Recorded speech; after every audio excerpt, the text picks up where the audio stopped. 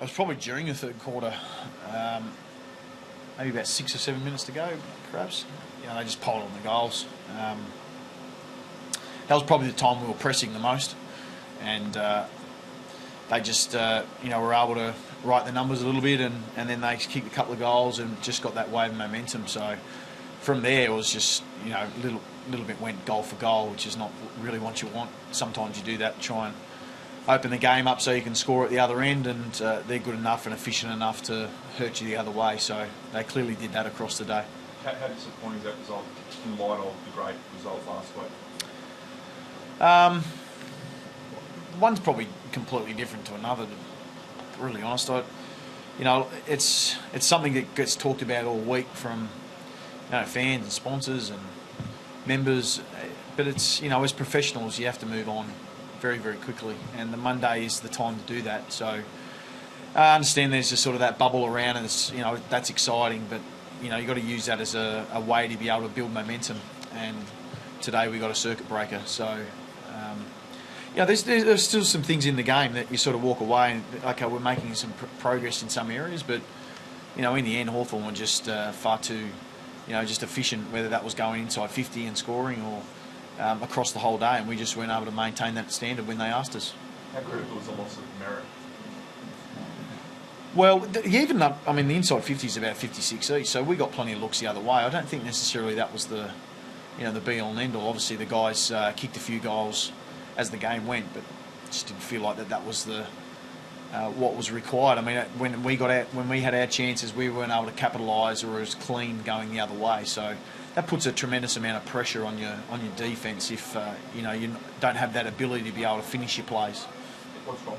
Is it a groin, and is he it's a groin. Missing next week? Possibly, yeah. So obviously have it more fully assessed when I get back, but yeah, at this point in time he's just tightened up in the groin. So we'll just wait and see when we get back on Monday and see, or tomorrow, wait and see what happens.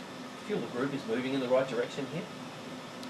Oh, I do. They're a good footy team, the Hawks, obviously, but there's certainly things that we need to be able to improve, and at times we just looked a bit untidy for my liking. So that's something that we've got to make sure that we improve. If we're going to really capitalise or get more wins, we have to be much better with the ball and make better decisions and follow through on plans, because, as I said, there was through the third quarter there we had a small moment. You don't get many moments against good teams, and we had our moment, and they obviously countered and then just poured on the goals, and sort of the goals kept coming from there. So it was pretty tight till that point in time, and then it opened up. How far away from that plan did you actually stray? That's how long's a piece of string. So yeah, clearly they kicked 6 goals in the back, or whatever the goals were. I don't know the exact number actually, but they piled it on the last quarter, so we weren't able to maintain our composure through that time. It's disappointing that you probably didn't get reward for matching them with inside 50 entries, but scoreboard pressure wasn't there.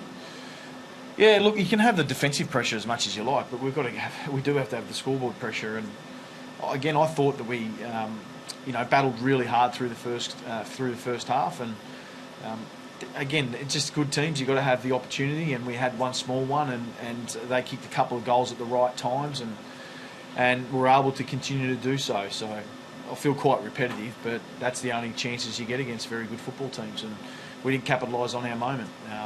And if we had and just sort of kept pressing, whether that was via the scoreboard, that might have just opened a small window. In the last quarter, we've had extraordinary amount of clearances to them, and so we were getting a lot of ball going forward for us in the last quarter. So you've got to stay and hang in as long as you possibly can to give yourself that chance, and we didn't do it. Do you think Hawthorn's streak is going to end anytime soon?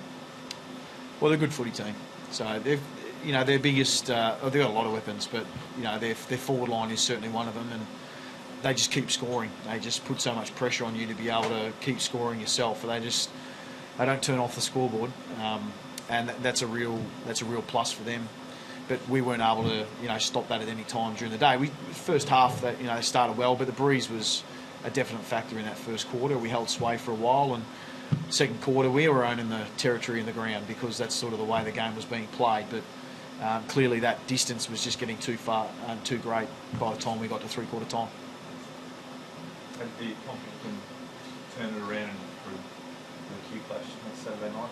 No, I think so. There's been a lot of the last month, our training and our approach has been quite good, and our want for the contest has been okay. It's now just putting the important touches on the end to be able to capitalise, whether that's the scoreboard, our efficiency, making sure we don't get scored in our back half, in terms of from stoppages. I mean, they're all little bits and pieces that we've just got to eradicate to establish that consistency that we're after. Do you think you need to go out and recruit another big guy up there to help Brownie out inside 50? Maybe, but it's not today's discussion.